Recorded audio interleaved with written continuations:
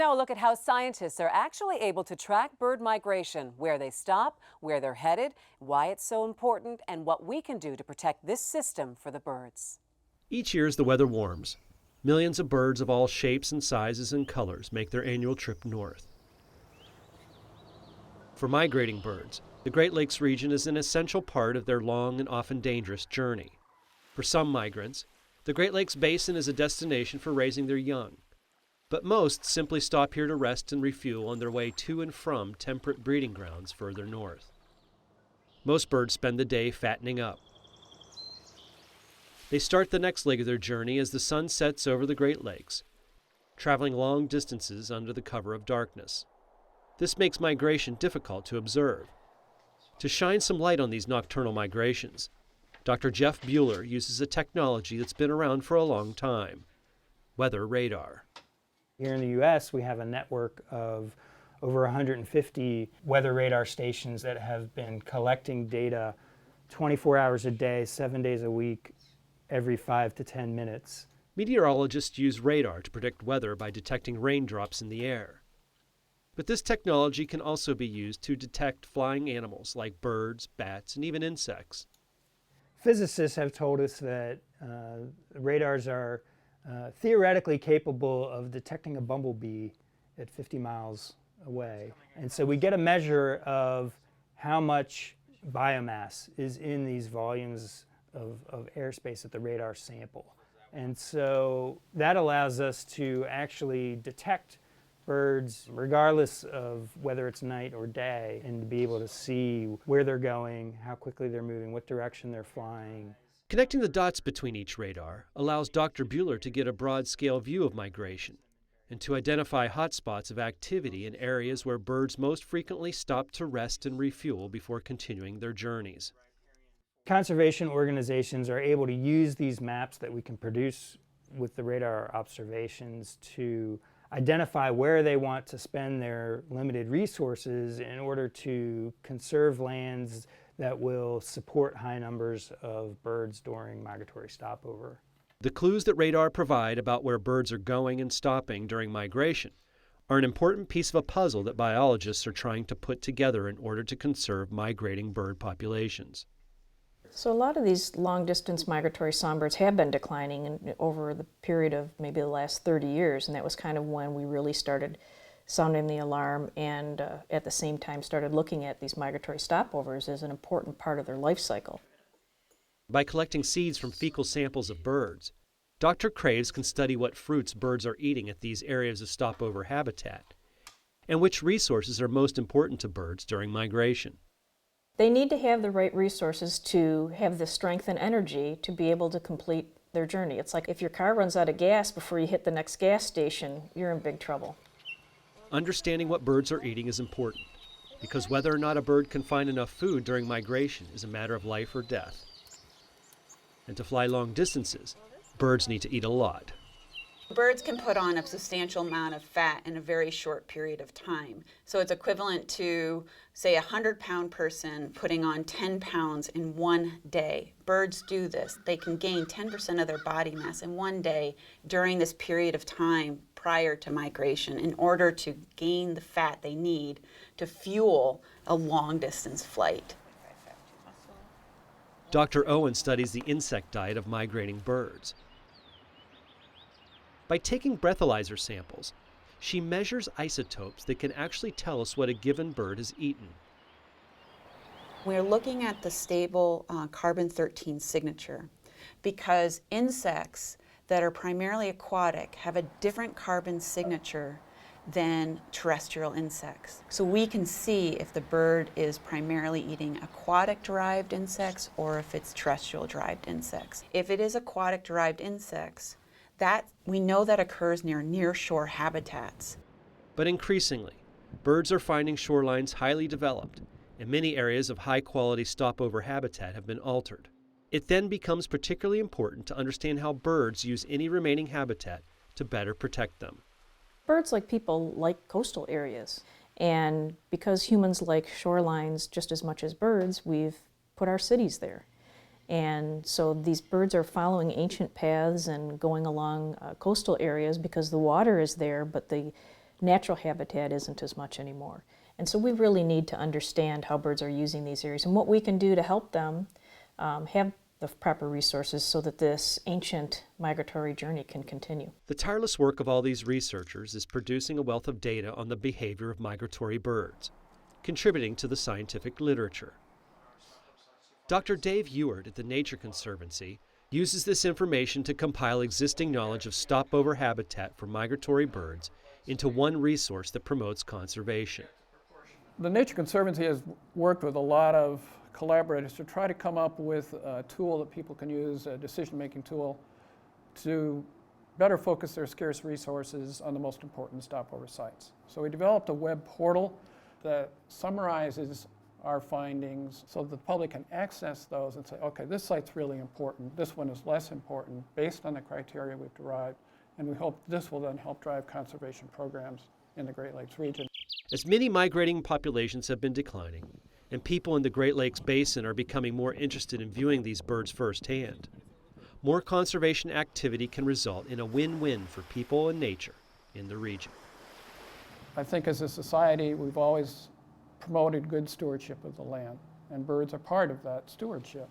So as we protect birds, we're protecting other parts of our landscape and vice versa. And if we take that perspective, I think we'll all be better off, certainly ecologically, economically, and for the long-term maintenance of our society.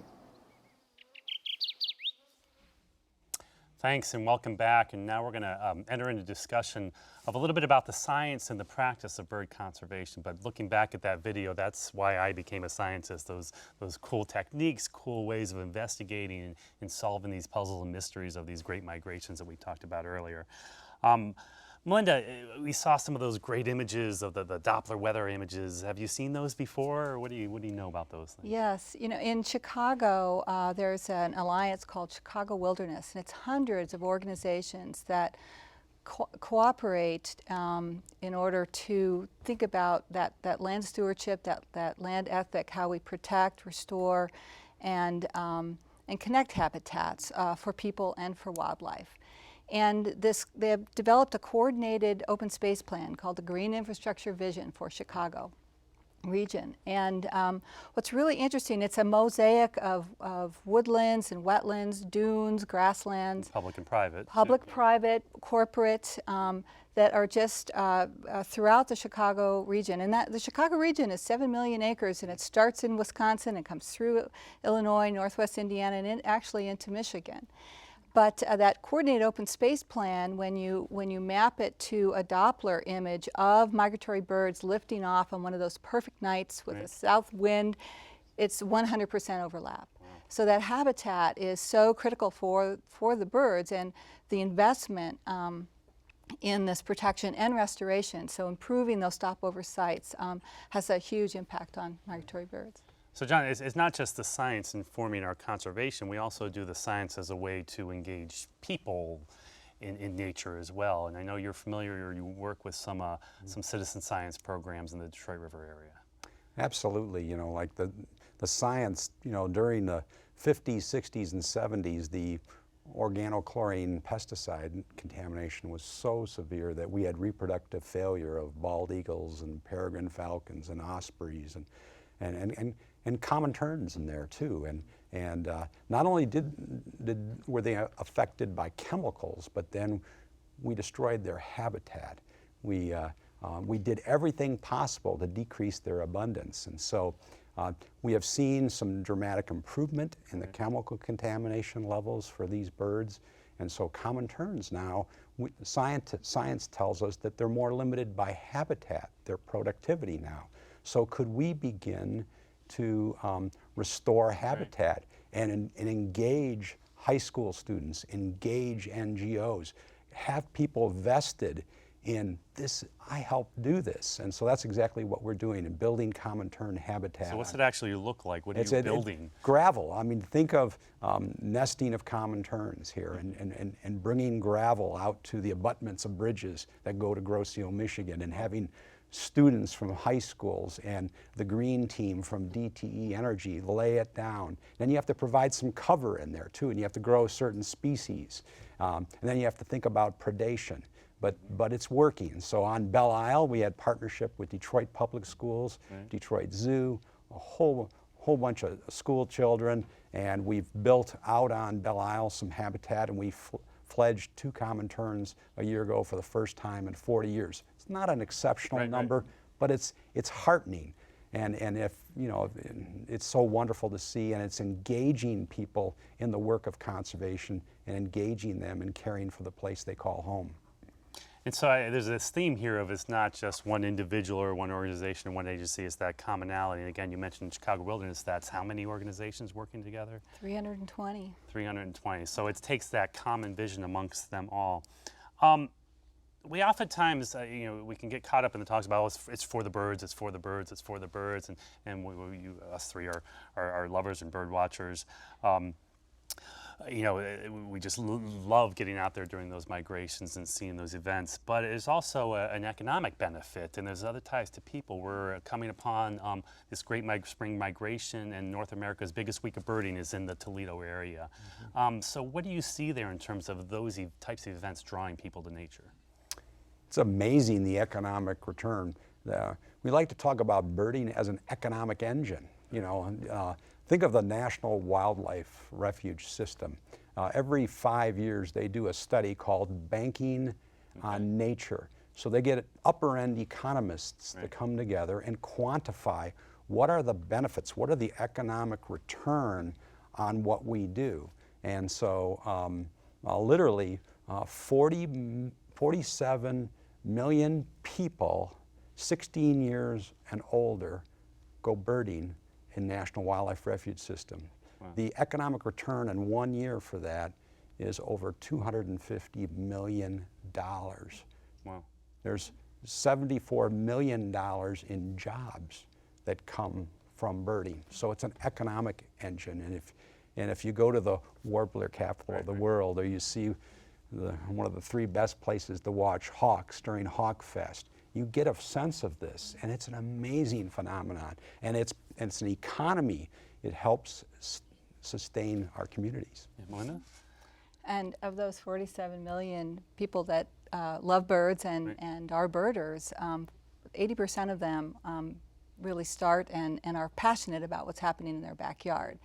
And with so many people living in urban areas today, 80% of our population in North America live in urban, metropolitan regions or an urban area. And that first connection to nature often is your backyard, and birds are just such a wonderful, wonderful introduction to nature.